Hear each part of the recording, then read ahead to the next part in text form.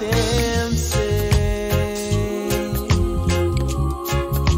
way back in the day, I'll be buried in my grave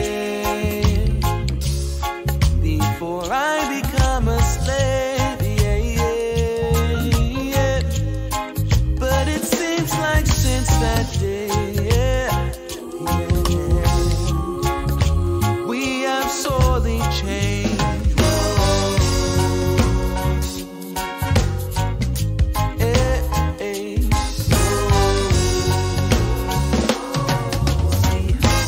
I'll be buried in my grave before I become a slave. Yeah, yeah.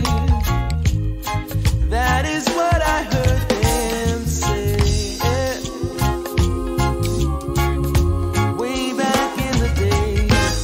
I'll be buried in my grave before I become a slave. Yeah, yeah, yeah. But it seems like since that day, we have sorely changed.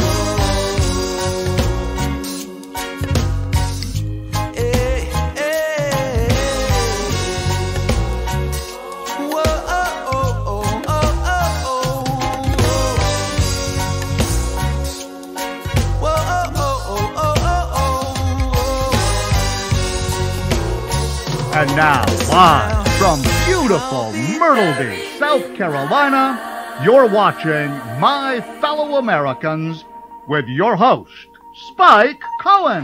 Hey, welcome to the show. Yes. Thank you. Welcome to the show. Yes. Yes, thank you. Thank you so much. Clap for bringing the new year. New year, new you.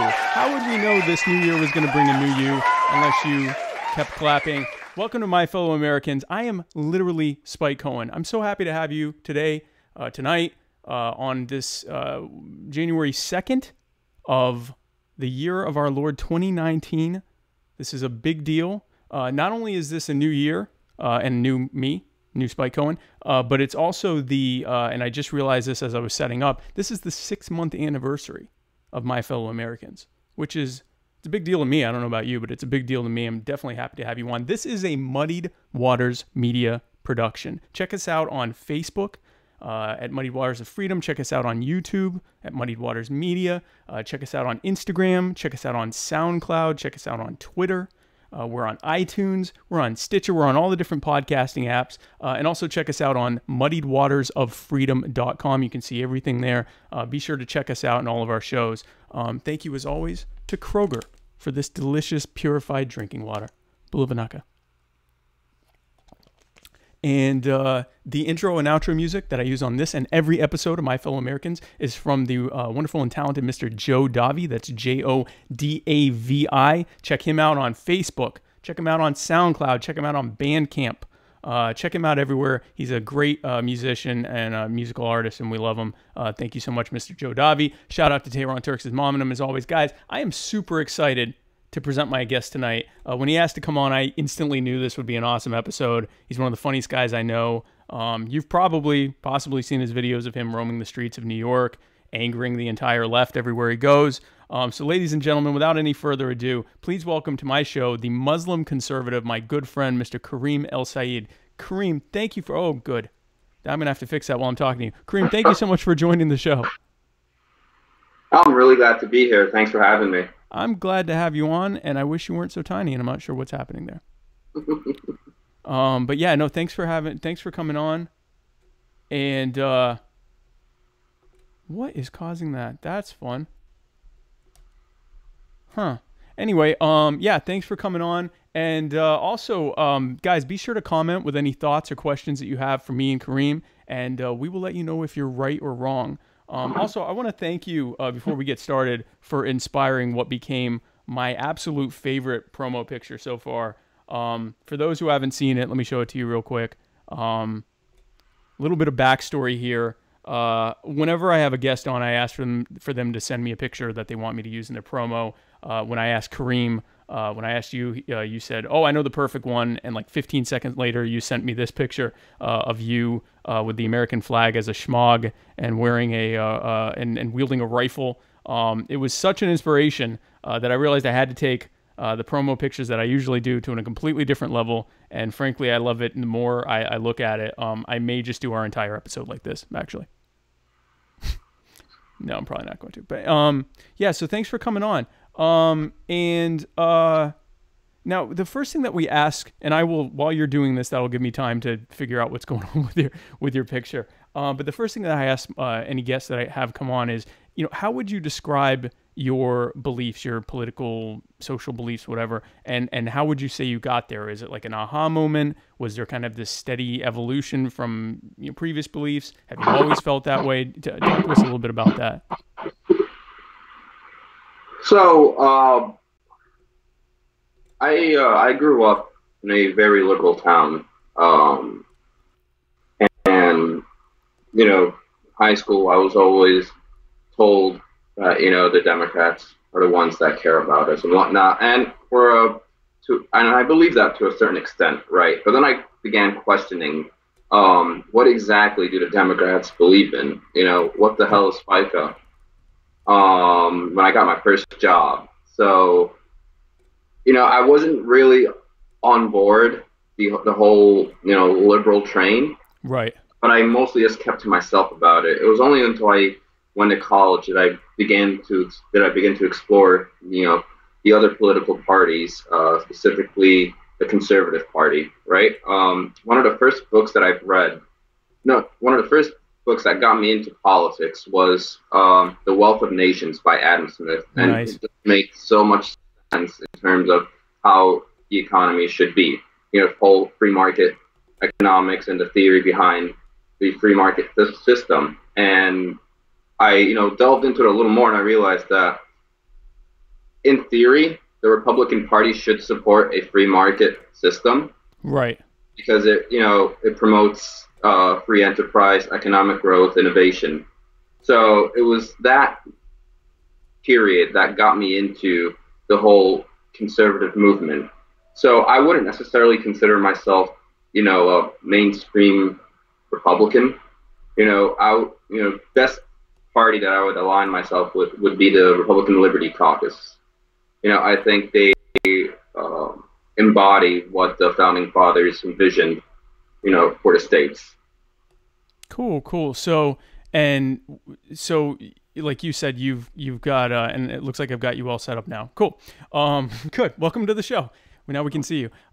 So you'd say you kind of started off sort of a standard issue person in their, late teens, early 20s, kind of assuming that, that the left was more correct than the right, and then through your own, research and things like that, you kind of came out to be more of a conservative. Absolutely. And it's also from a religious perspective as well, that the that the Conservative Party better aligns with Islam than the Democratic Party. Right. Mainly, regarding social issues as well as business practices and, just like in terms of economics. Right.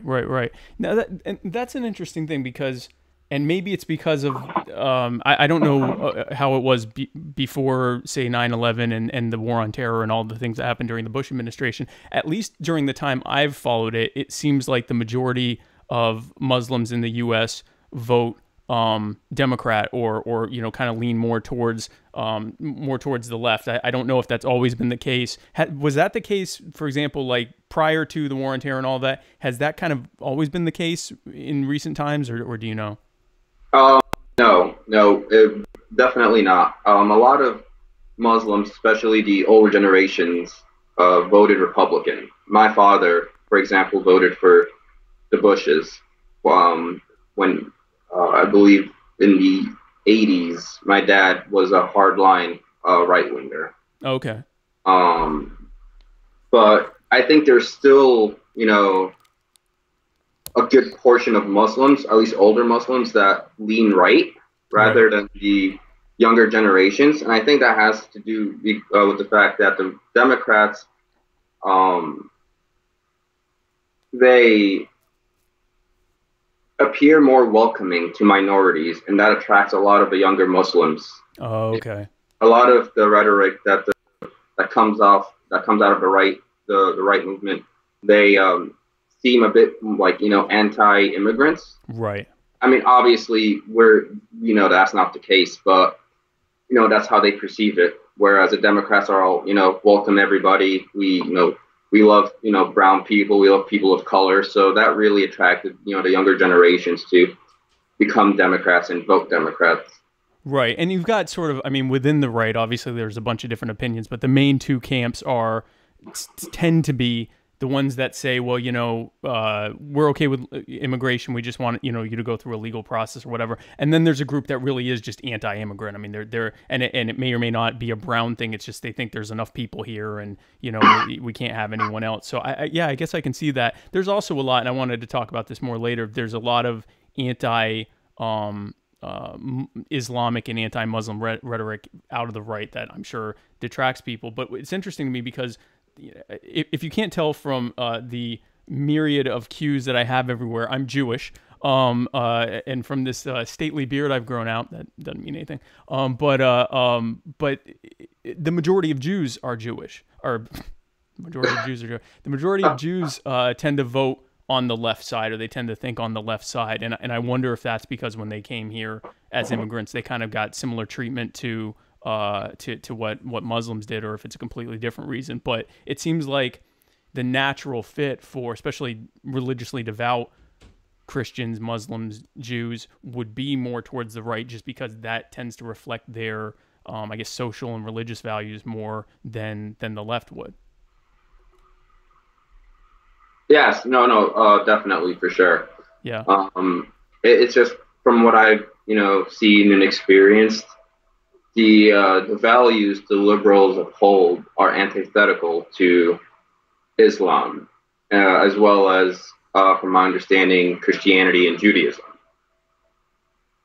Right. Now, so it's interesting that you mentioned that, because you talked about incompatibility with Islam. One of the things that I'm told often when I tell people about, especially people on the right, when I tell them about, my Muslim friends that are conservative, that I'll say, look, I'm not even a conservative, I'm an anarchist, but I have, Muslim friends that are, in some cases far right, or at least they lean away from, they lean towards, oh no. I think I lost Karim.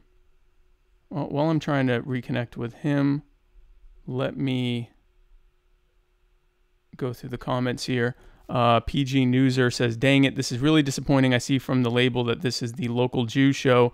Which one is the national Jew show? I keep missing that and catching this. This is until further notice the local Jew show, Paul. So I don't know what to tell you there. Is that a hookah? I think it's called a shisha. I think it's called a shisha. And I'm going to try to reconnect because I'm not sure what happened here. Yeah, I lost my guest. And no, that's not what I want. And then, no, that's not what I want. Oh, good. I like when this happens while I'm live. So I'll try reconnecting with him. Can you hear me? Yeah, hold on. My computer's crapped up. I'm on my phone right now. Can you hear me? Yeah, I can hear you fine. Okay, hold on. Okay, no problem. Ready to see me? Yes, and now I get to once again reconfigure you. Okay, cool. So okay, well, you're back on, so that's good. So yeah, I was just going through the comments, and it was mostly people ragging on me. So something I want to ask you about while you're on here, and that'll also give me time again to figure out how to make it where people can see you. One thing I'm told often when I tell people on the right that I have, conservative, constitutionalist, patriotic Muslim friends, and they'll say, well, that's impossible because Sharia law is incompatible with the Constitution. And if they're telling you that, then they're actually engaging in taqiyya, So they're just trying to tell you that so that they can get your, get on your good side so that they can then, I guess, behead me. I'm not sure. I haven't fully fleshed out what they think is going to happen once you've gotten on my good side. But I just want to give you a chance to talk about your, what's your opinion on that when someone says, your belief system or specifically Sharia law is incompatible with constitutionalism or for those of us who not terribly concerned about the Constitution.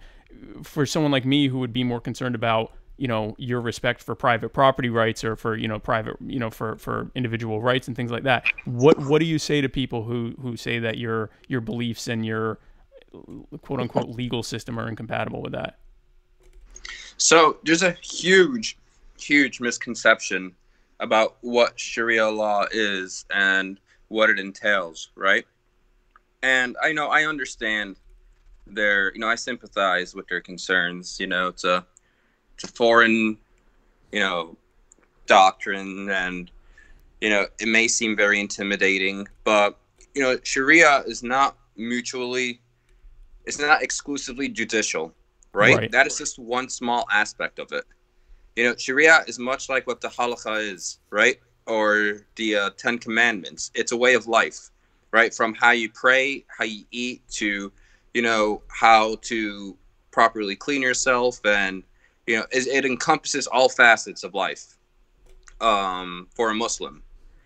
And so regarding, the judicial aspect of it, there isn't just one Sharia law, right? There's multiple schools of thought that interpret the laws differently.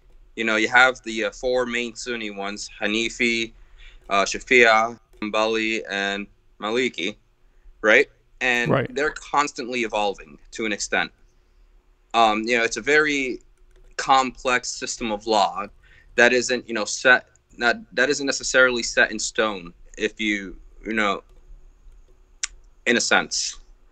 So, when people, when hardline right-wingers say, oh, they're going to come and they're going to try to put Sharia law, as a law of the land above the Constitution, I just laugh at that, because one, you cannot force Sharia on an unwilling population, because that just leads to heresy.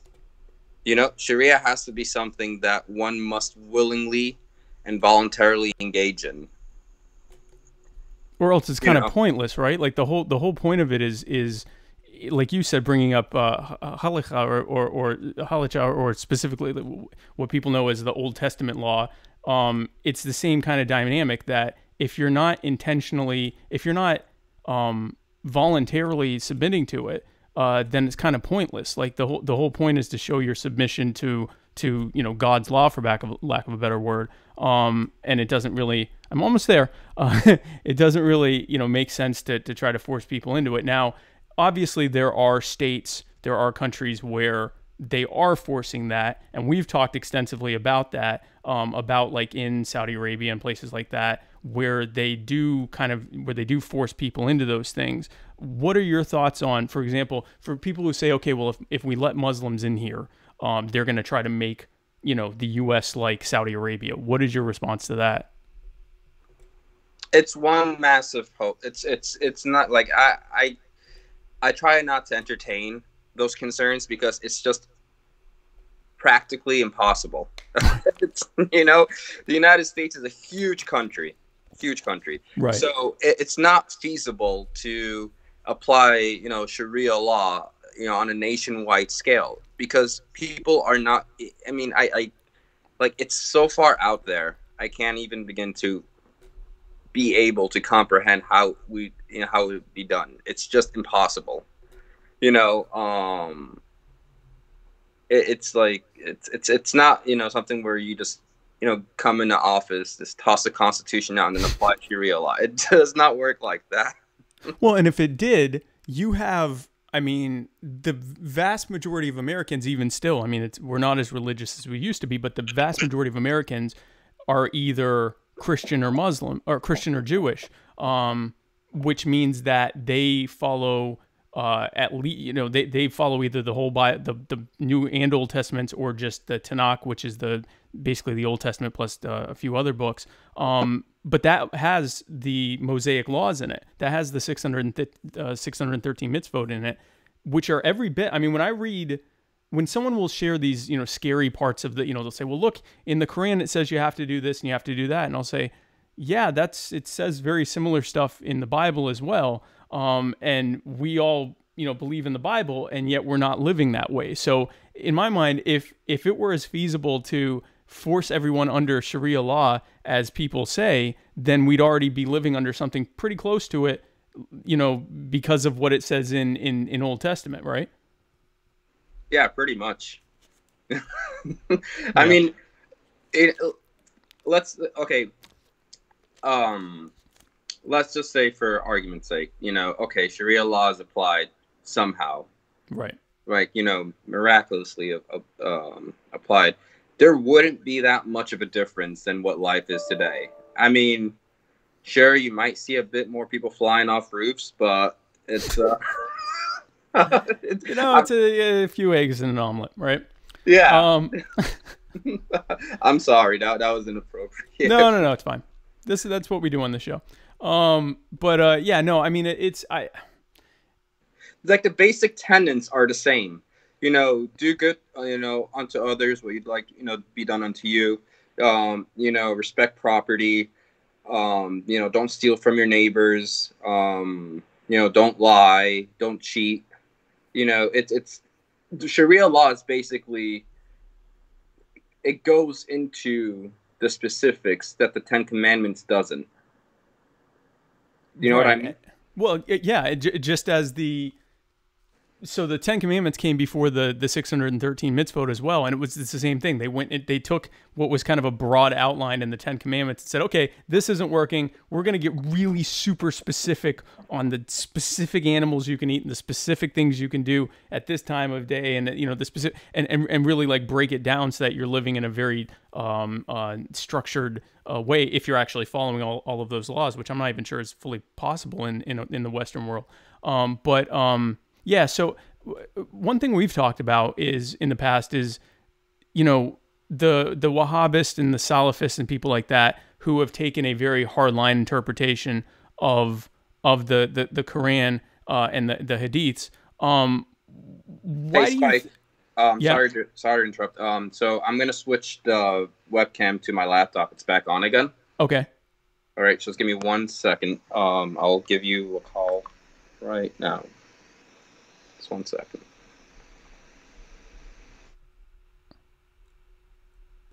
Okay, no problem. So let me go through. Zach Krug, local Jew here too. Shout out to my local Jews. And yeah, he's calling. Hey, how are you? Sorry about that. No problem. Now I get to play with your thing again. I am having so much fun this episode trying to get you looking right. Cool. So yeah, we'll start a subject and I'll work on that. So you were talking about how you're you lean more towards, I guess, the libertarian side of the right. You mentioned the Republican Liberty Caucus. What are the things? I mean, I think we know the type of stuff you agree with that's being done by the Trump administration and by government in general, the tax cuts, regulation cuts. I assume. Let me ask you something. Do you agree with the decision to pull out of Syria and all that stuff, or because the right seems to be kind of back and forth? There's some disagreement there on whether they agree with it. I'm happy about it, but I didn't know how you feel about it. So I completely support Trump in his initiative to, pull out of Syria. Okay. The United States has to abandon the whole notion that it could, be the policeman of the world, right? It's simply not our fight. We have to hold regional powers accountable for, the conflicts that are taking place there. I mean, I don't know. I have no idea why we're backing Saudi Arabia in Yemen or, what we're doing in Syria. I mean, I don't even know that we have an idea of what we're doing in Syria. Are we fighting against Assad? Are we trying to, keep him in power, but not, be outwards with it? Right. it's just one major cluster. Oh, goddamn McAfee virus things. So it's just like we just have so many more problems, you know, than to concern ourselves with the affairs of other countries, especially in the Middle East. Yeah, no, I agree 100%. So then what would you say are the things that you disagree with what the Trump administration's doing? Like what are the, I mean, I'm sure you could nitpick a few things, but like what would you say are like the top 2 or 3 things that you disagree with? I'm gonna have to say with, you know, moving the embassy to Jerusalem and you know, recognizing Jerusalem as Israel's capital, it just completely thwarts any sort of peace plan that was already in motion, right? I think that the United States shouldn't have, you know, jumped the gun on that one. It should have left Jerusalem to be determined by the 2 parties in the conflict, you know, the Israelis and the Palestinians. They should determine the final status of Jerusalem, right?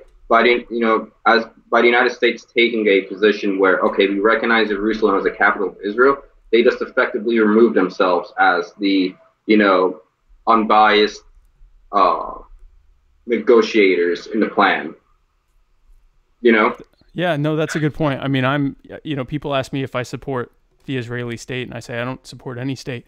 So, and I actually wanted to talk with you more about that in a bit, but I wanted to get your thoughts on domestic stuff. So, like, for example, I know you're probably with me in being fine with the government being shut down as long as they want it to be shut down.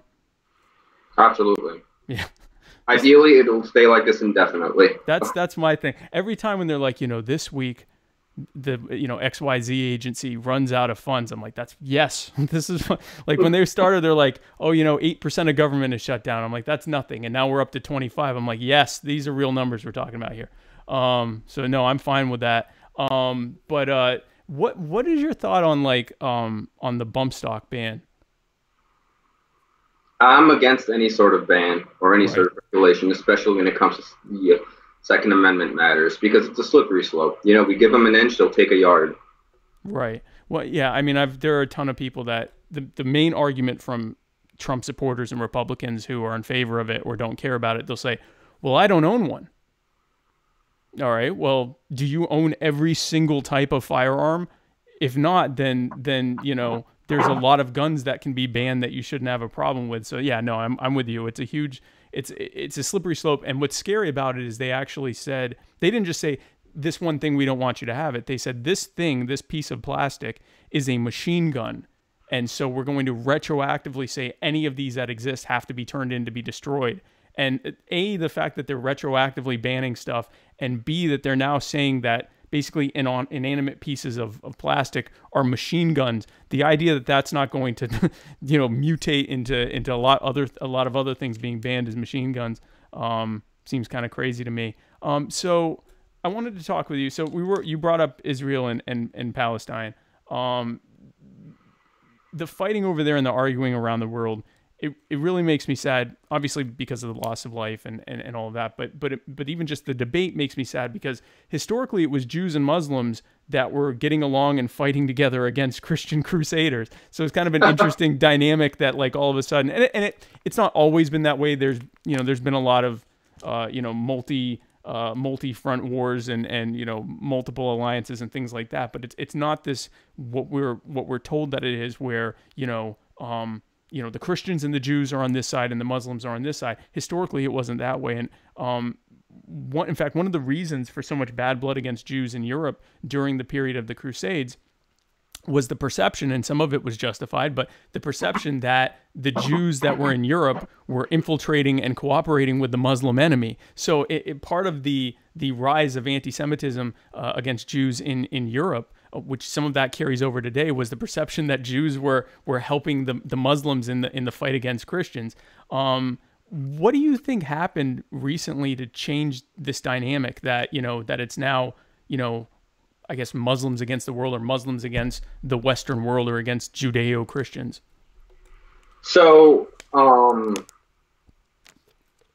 when the Zionist National Congress back in the late 19th century approached the then Ottoman Empire to, establish a state. The Ottomans just shot them down, right? And there were numerous periods, numerous attempts on behalf of Jews to, just reach an agreement. And at one point, 90% of the land was going to be given to the Palestinians just for the sake of peace. And the Arabs, in the late, in the mid 20th century, just said, nope, we don't want you guys here at all. And it was that sentiment that, sort of created this, this whole problem where, okay, see, now they're against Jews, right? And, follow, what happened in World War II and the, with Nazi Germany, a lot of the Western powers and a lot of the Western population began to sympathize with the Jews, right? Well, they're trying to escape persecution. We need to, they started harboring friendly sentiment towards Jews. And when they saw what was being done between, Jews and Muslims, they sort of started positioning themselves alongside the Jews. So that's when I think it began, that relationship between Christians and Jews against the Muslims. So at a time when, that's interesting. So because I never really made that connection. So at a time when the Western world, which essentially means the Christian world, was sympathizing with Jews and saying the Jews need a homeland and we support that. At that exact same time, you have Muslims and Arabs saying, well, this is our land and we don't want them to come here and take our land. And that kind of created this dynamic of like, oh, well, then you must hate Jews and you must be against Jews. Now, my understanding, and you can correct me on this or adjust as needed, my understanding of the Quran and of Islamic teachings is that it recognizes, if not an Israeli state, but it recognizes that Jews should be allowed in Israel or in the Holy Land. And I'm not sure how distinct that is. Is it that they deserve that they should be able to have their own land, or that they should be able to live in that land? What's the distinction there? So the Quran specifically states that the land of Judea and Samaria, like current day Israel, was promised to the Jews by God through the covenant, right? Right. And in numerous parts of the Quran, it says, when it talks about the end of times, they say, it says, and we will gather the children of Israel together, implying that they're going to be in Israel. It's their home. There's a very solid you cannot deny the connection between Jerusalem and Jews. You just can't. Right. The temples once stood there long before, Masjid al-Aqsa was a thing, right? So, it's like, I think personally that it's not so much religious reasons that, Muslims are against Jews. It's more so the fact that there was a population living there, pre 1948. Right. The Arab population was there. And I guess that, what formed the basis of the current rift we see today was the Sykes-Picot agreement, and during World War I, and Lord Balfour's declaration where he said, the British Kingdom stands, with the Jews to establish a Jewish homeland, right? So this was all around the 1920s, and that's when this whole division started. And so you had a Western power that was coming into it. So for those who don't know what the Sykes-Picot Agreement is, without getting into too much detail, after World War I, the Allied powers have defeated the Germans, Austro-Hungarian Empire, and the Ottoman Empire, which was essentially the Turks. But at that point, the Ottoman Empire pretty much controlled all of the Middle East, right? I mean, pretty much. Yeah, for the most part, yeah. And so, with that conflict over, with the World War I over, you now had the French, the British, and to some extent the U.S. basically coming in and drawing arbitrary lines to determine what the countries of the Middle East were going to look like. And, obviously, if you picture, we're in a war and the Chinese come in and go, okay, well, this is no longer South Carolina. This is now, we think that it's, that the, I don't know, the New Zealanders deserve more land, so we're going to bring them in, or whatever. I mean, that you start splitting up this land in somewhat arbitrarily and on political lines, and setting up these potentates to take over certain parts of it and things like that. So I think there was some just general anger about that. But then you're bringing in a bunch of, at that point, several generations in of having been in Europe, basically mostly white people, and saying, okay, these are the Jews, and which they are. I mean, they're the Jews, but these are the Jews, and this is now their homeland. And there was a lot of, I guess, intolerance of that, and I kind of get that. The other thing that's here, and I don't know how comfortable, I'll bring it up if you won't. So what the Israel that is talked about in the Bible or the Tanakh or the Quran is even if it's not a kingdom, it's a religious state for religious Jews. It has a religious purpose. What we call Israel, the modern secular state of Israel, was founded mostly by atheist Marxists, and there isn't even, up until recently, there wasn't even any actual mention of faith or God in any of their founding documents. It was a very, secular thing. If you go to Israel, and I'm told I've never been, I'm told it's an absolutely beautiful country, but it is essentially a left-wing socialist. There are a lot of religious people there, but the actual structure of the state is decidedly secular and downright agnostic. And I think that, even if you have that religious belief that, Jews are entitled to Israel, that's different from saying people of a Jewish ethnicity are able to set up a atheist socialist republic in the middle of the Holy Land. So, it's, the Israel that is referenced in the Bible and the Quran, the kingdom of Israel, as it's, called, it's an entirely different thing than what the modern state of Israel is. Right. Mainly because in Israel, it's like you said, it's a secular society, it's democratic, and democracy in itself is antithetical to Judaism, Christianity, and Islam because it places man-made laws above divine laws. Right? Right. So I personally don't consider the state of Israel today to be the kingdom of Israel. They don't consider that. I mean, they'll use that iconography for political purposes, but they don't consider that. They're not governing by the 613 mitzvot or by even the 10 Commandments. They're governing by essentially, in many ways, a Western style of a very, it's a Western social democracy that's inhabited largely by white people. Like I get the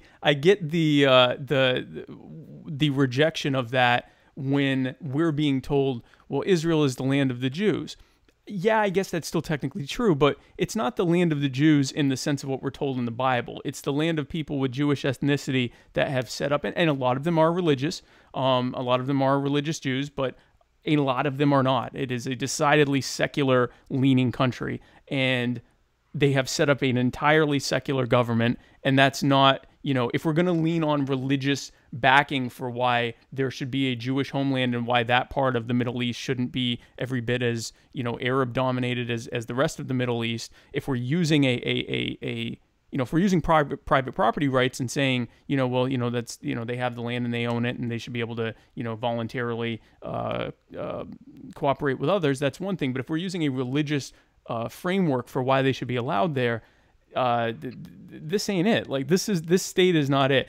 I wanted to ask you, because when I look at all the different actors, Netanyahu and whoever's in charge of Hamas and Mahmoud Abbas, and it doesn't seem like there's any, and this is politics in general, but it doesn't really seem to me like there's any good actors. Like it seems like everyone is kind of manipulating the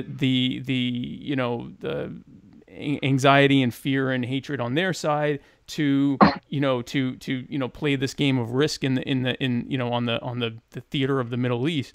Do you see anyone that actually seems to be like in a prominent position that's a good actor?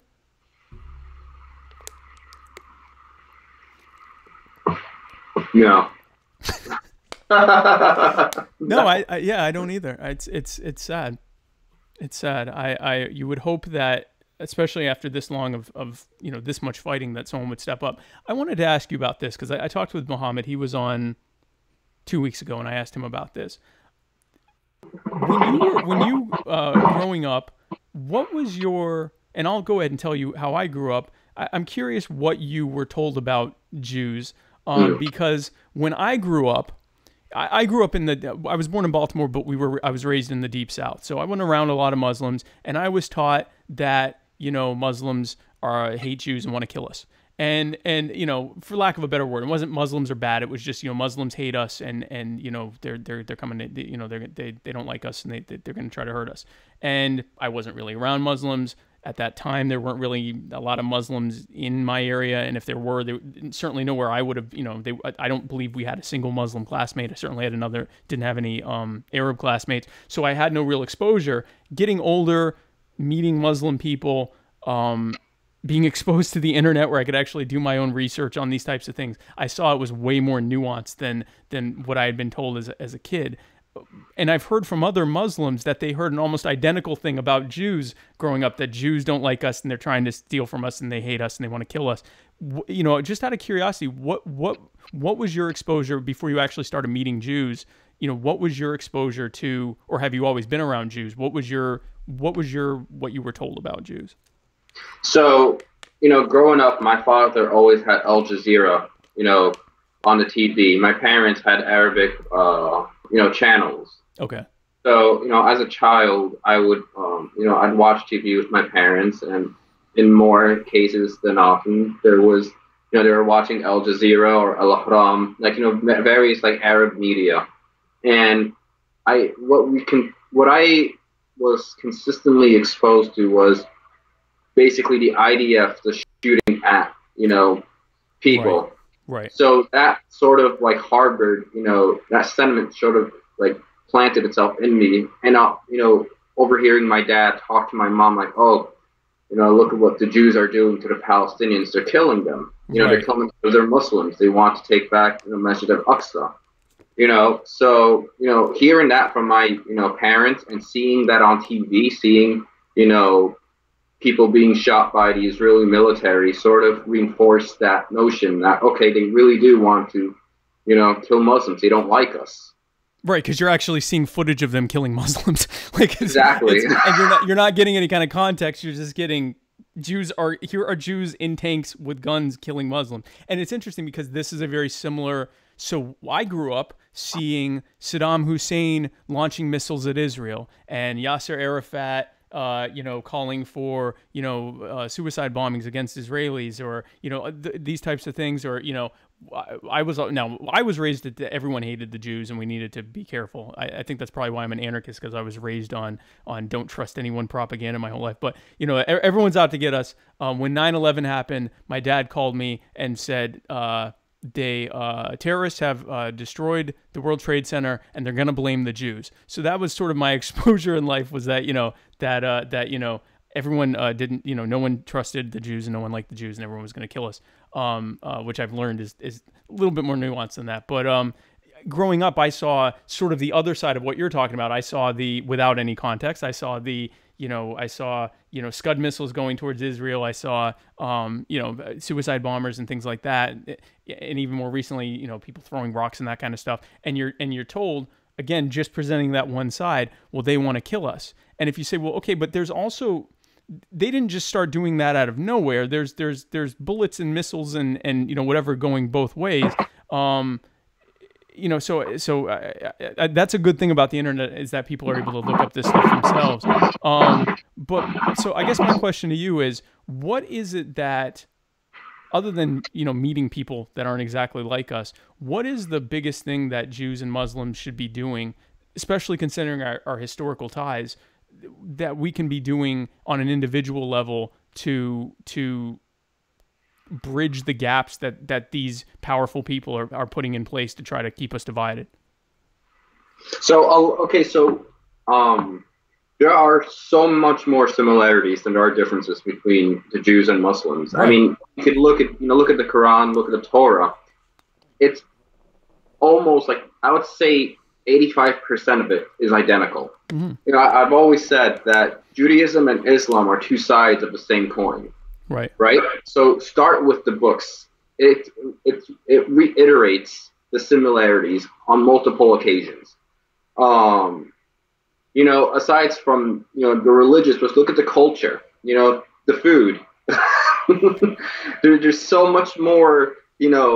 Like, it's the same. It's essentially the same thing. Engage in dialogue. Talk to one another.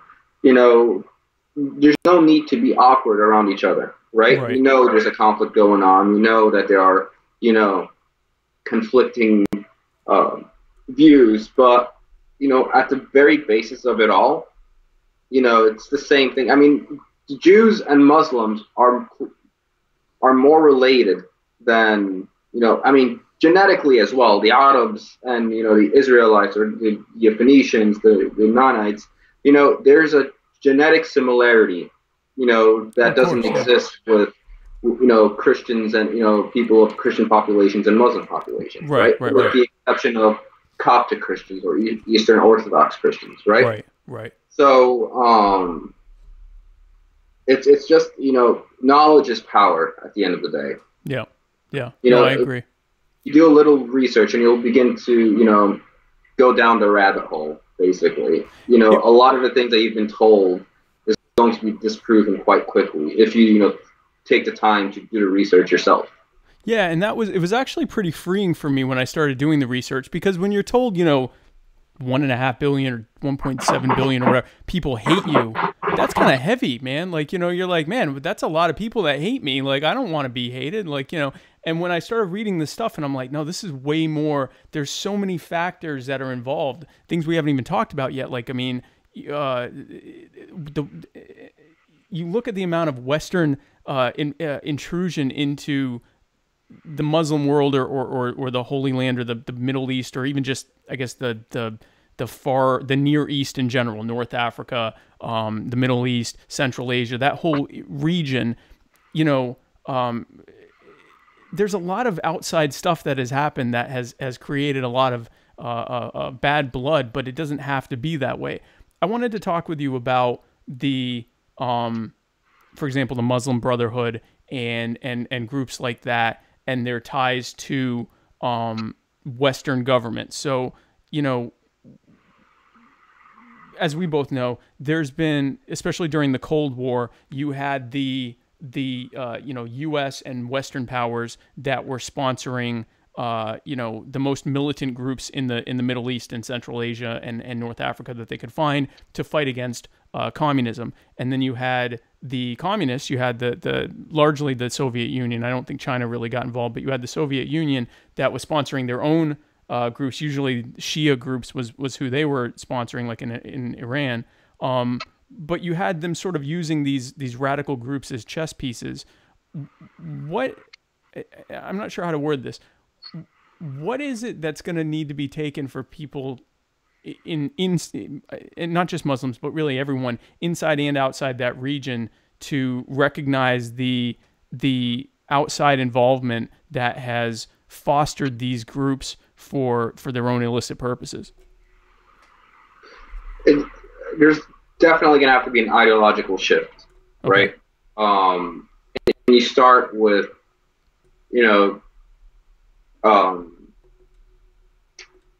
reinterpreting Islamic texts, right? A lot of the texts that these groups reference to are, heavily cherry-picked. Plus, you throw in, Western power involvement in that region, it sort of, reinforces their argument. Like, look what they're doing to us. This is why we need to be doing this, right? So it's definitely, there has to be a shift back towards classical Islam than there is today. Because, you know, I mean, for like example, the Taliban, right, in the 70s and the 80s, Ronald Reagan at one point considered them the modern founding fathers. Right. No, I know. Yep. You know, now the Taliban, when it first originated, right, it comprised of students. That's what the word stands for.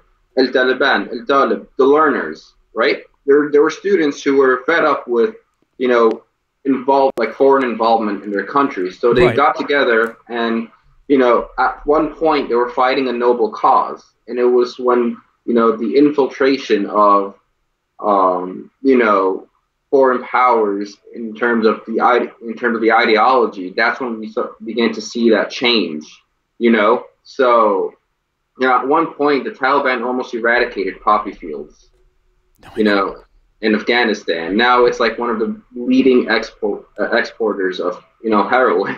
Well, when we talk about the opioid epidemic, the reason for the opioid epidemic is because the price of heroin, everything that derives from poppies, is at an all-time high.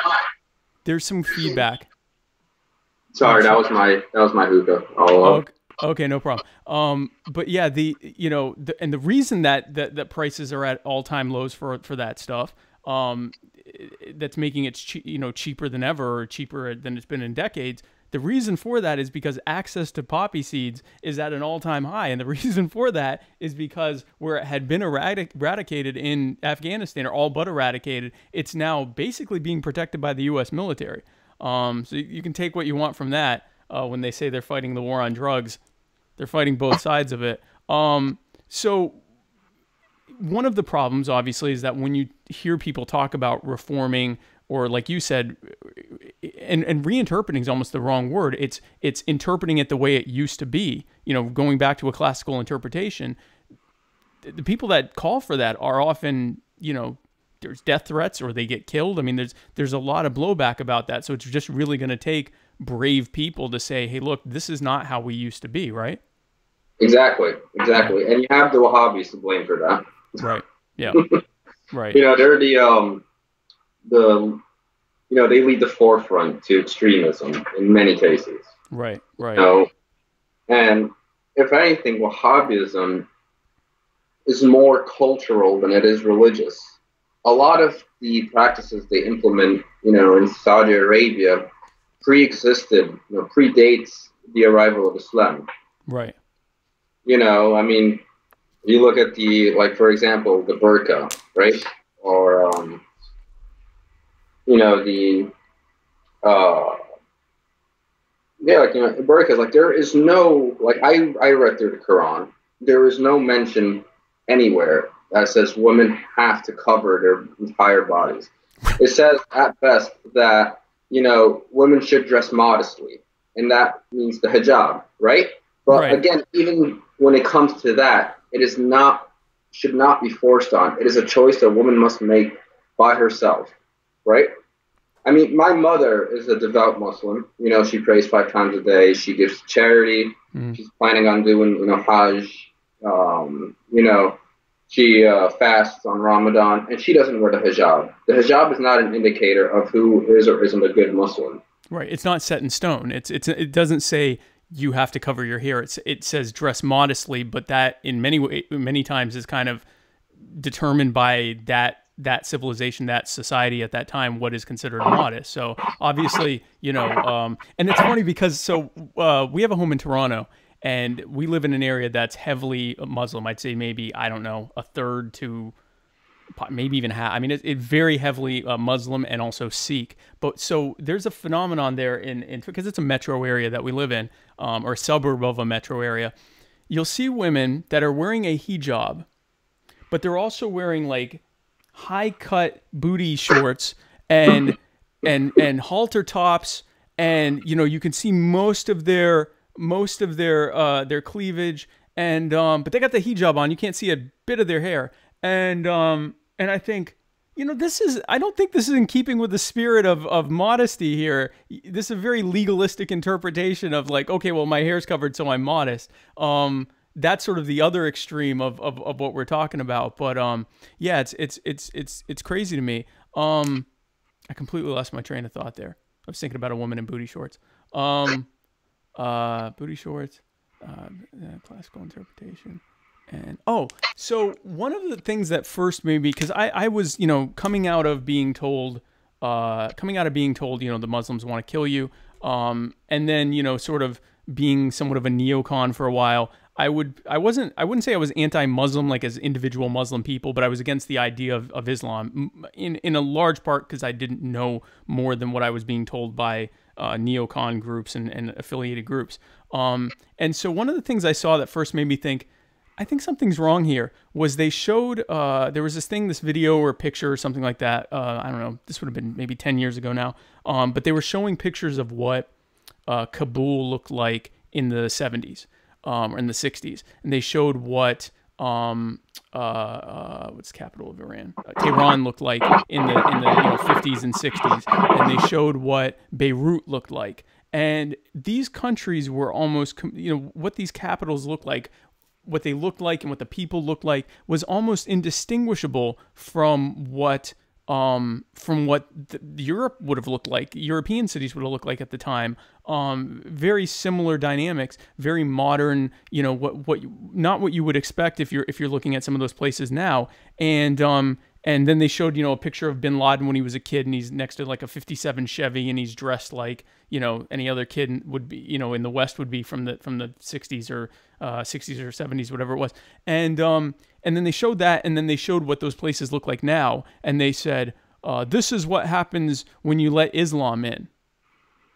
And I thought, well, that's weird, because I thought Islam was in those places pretty decidedly long before the 1960s and 70s. And that was one of the first things that kind of made me go and look at those things. I'm curious because I don't speak Arabic, and I love the memory memes as much as anyone else. But is there talk about, like, in Arab media at large, is there talk about the fact that it wasn't like this even a generation or two ago? Is that even talked about? Yeah.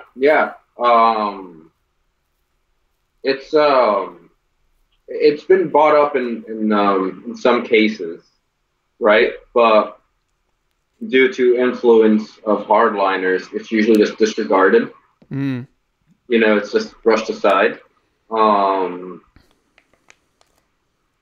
gotta keep in mind that Islam back then, during the caliphates and the empires, it was a lot more liberal than what it is today. Right. Oh yeah. Not even close. Yeah. It's just like, it's not, Islam was not all like, Islamic society today was not always the way it has been, right? I mean, if you took someone from, the 10th century and you put them in Egypt, it would be, or, Iran or Saudi Arabia, they'd be like, what the hell is this? Right. They'll be so confused. Right. And it's just like I said earlier, it's easy to, convey a certain idea when there are actions being taken that reinforces what these hardliners are saying. Right.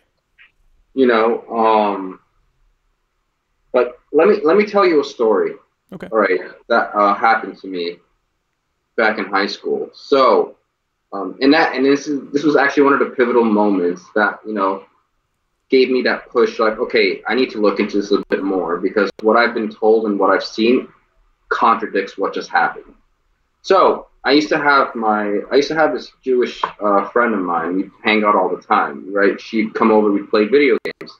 So I was a sophomore in high school. My little brother, youngest of three, and he was like around 10, 11 years old at the time. So she was over. We were hanging out, and I decided, let me just poke some fun at her. So I told my little brother, I called my little brother, and I go, son, over here. What do we know? What was it like? So there's this joke that I had that if you throw a penny in front of a Jew, they'll go hurriedly, pick it up and claim it as their own, right? Right. So I told my brother, what do we do when we see Jews? So I was expecting him to say, "Oh, throw a penny," because they'll go and get it, right? As some lighthearted fun. Right. But then he says, "Oh, we kill them." Oh God. And I was shocked. I was like, "What?"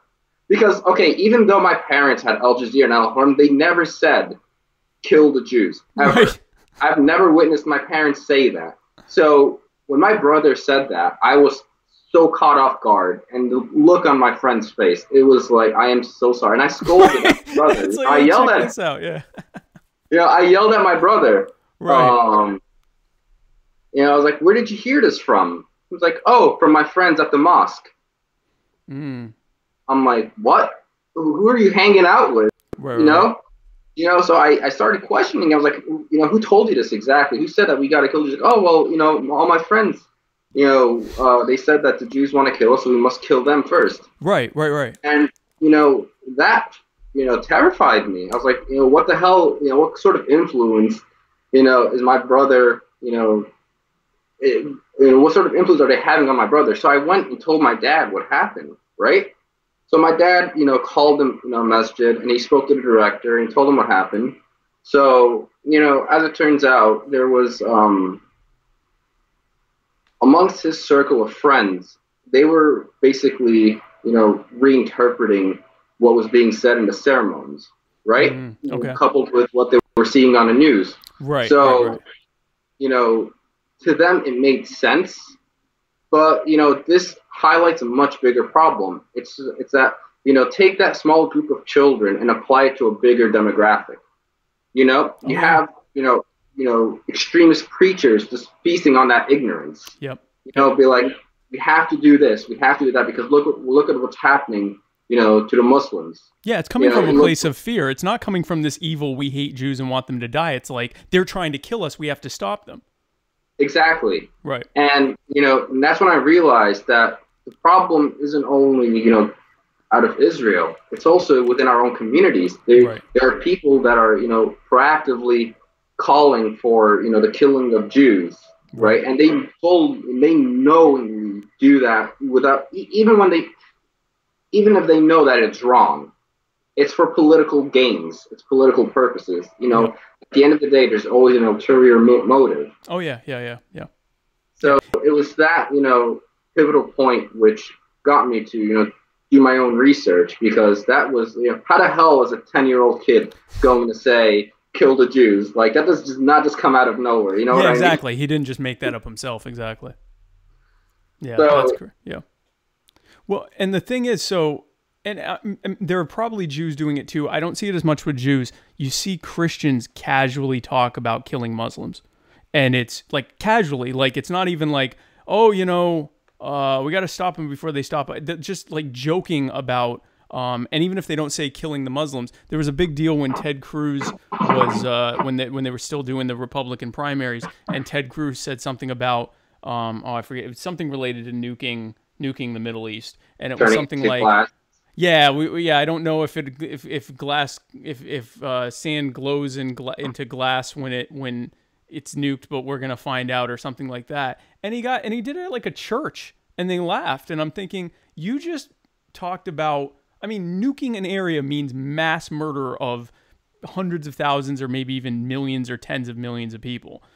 And you casually joked about it. And and decidedly, he wasn't talking about doing it to Israel or Greece. He was talking about doing it to the Muslim world, whether it was Afghanistan, Iraq, wherever, Egypt, wherever. And it's a very, but that also comes from fear. So, it's like you said, you've got, people in power that use anxieties that they've been fostering to get people to advocate for or be okay with things that they'd never be okay with. That's how the Holocaust happens. That's how any of these terrible things happen. So one thing that I keep forgetting to bring up, you were talking about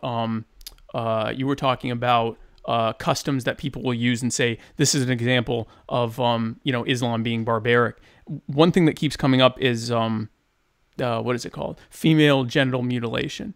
And they'll say, this is proof that Islam is violent, or Islam is, backwards or whatever. And I'll say, but they don't do that in the Arab world. They don't do that in Central Asia. That's specifically in parts of Africa that, yes, they are Muslim, or most of them are Muslim, but they were also doing that long before Islam. That's a cultural thing that has nowhere in the Quran is there anything even resembling that. And they'll go, well, the other ones aren't doing it because they aren't doing Islam right.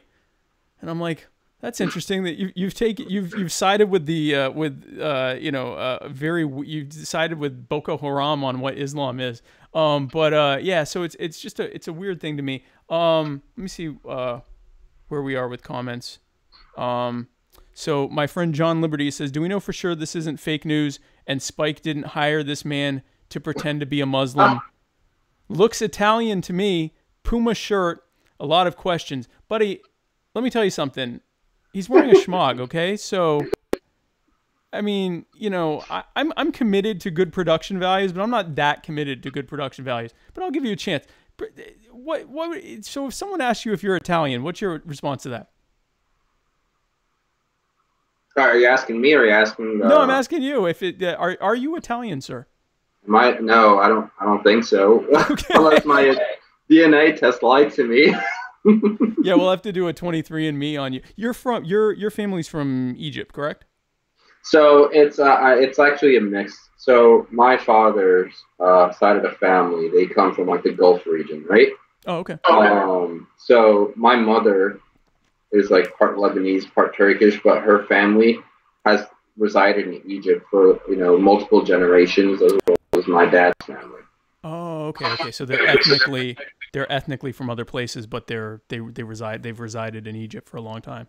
Yeah, like genetically, they're not Egyptians. I mean, I don't know, who can you call, Egyptian? It's been, Egypt's been the center of like multiple conquests throughout, human history. So there's definitely, a lot of mixing going on.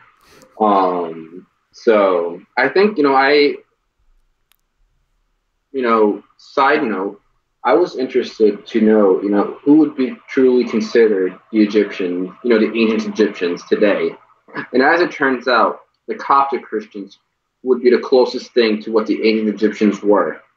Mainly because, you mean during the period of the dynasties and the pyramids and all that? Okay. Exactly.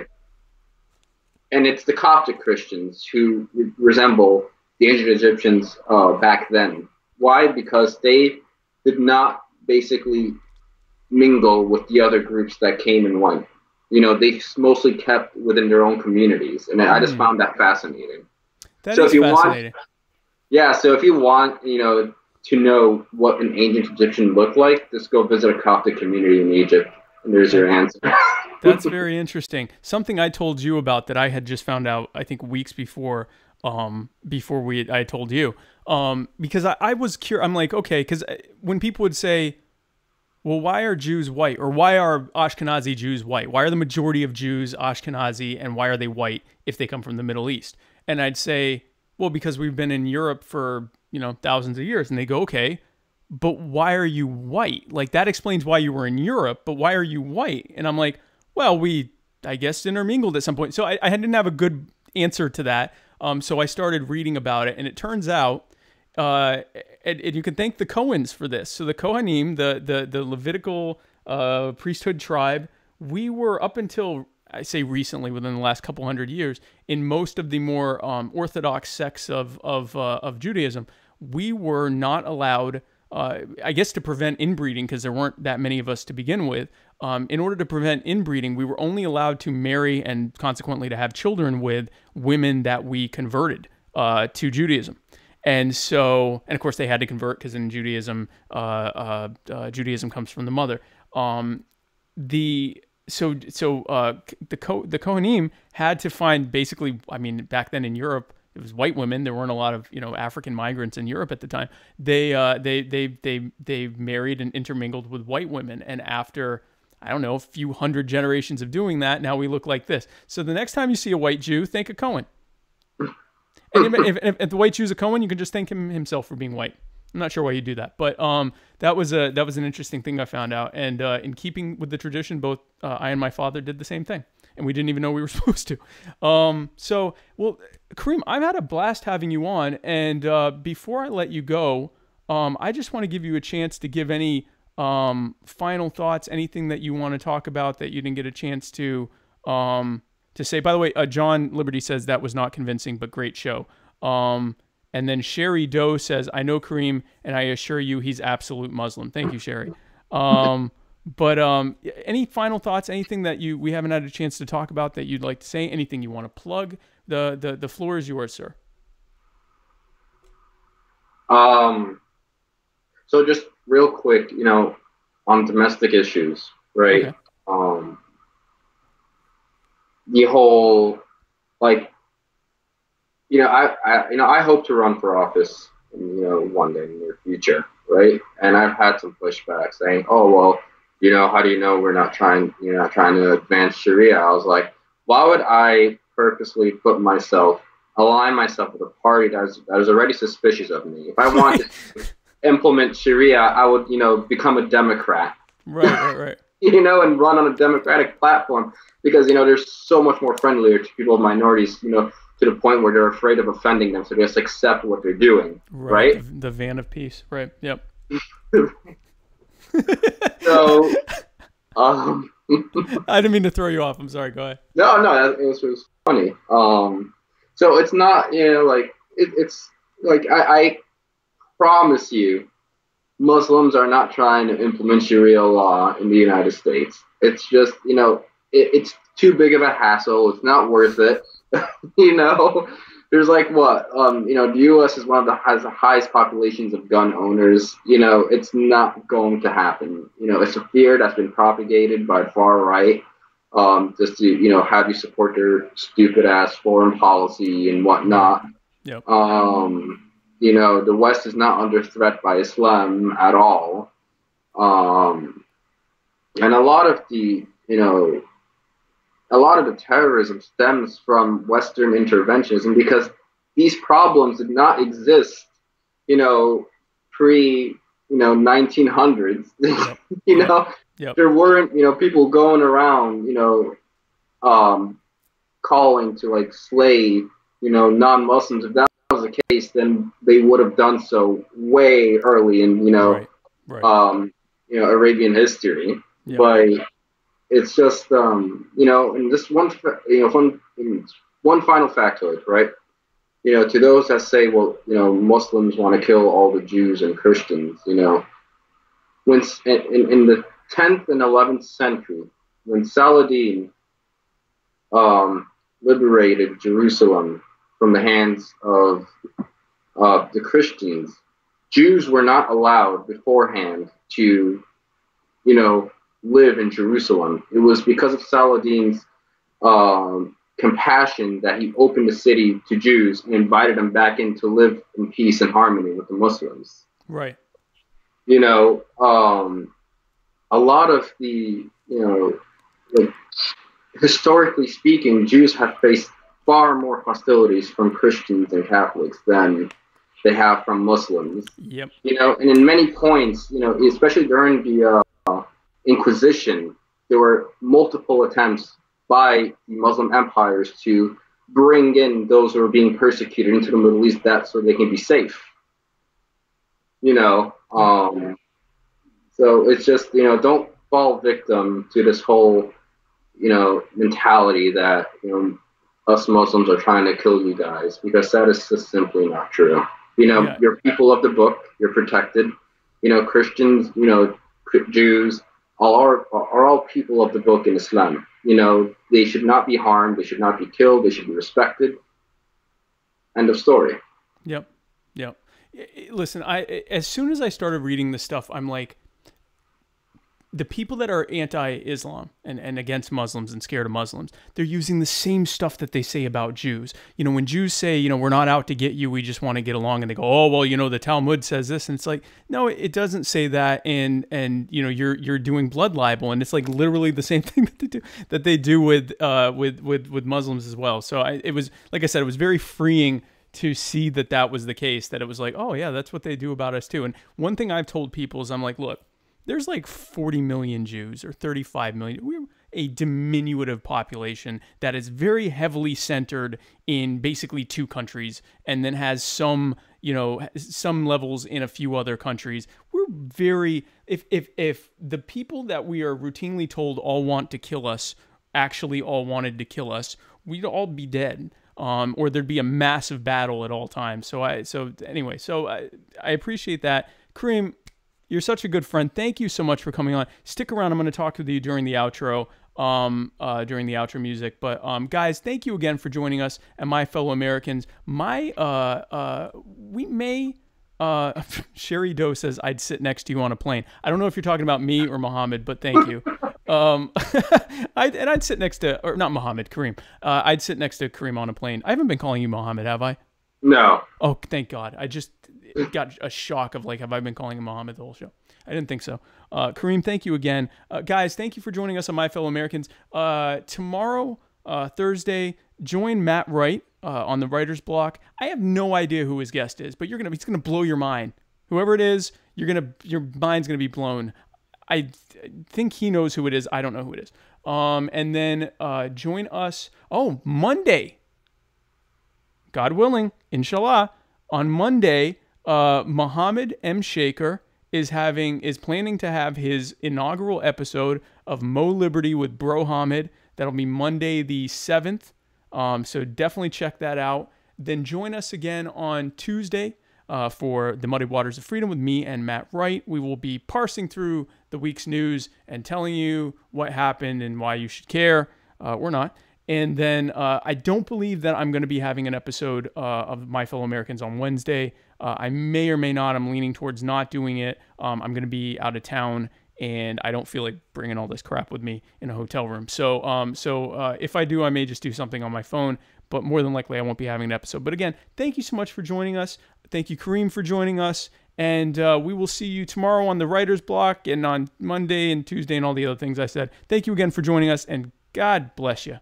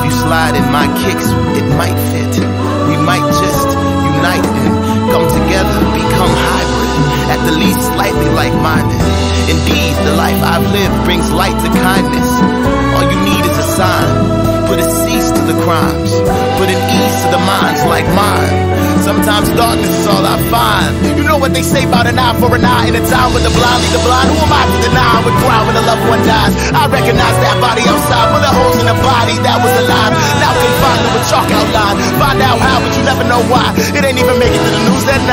It ain't even make it to the news at 9. That's my sister, mother, father, brother, son,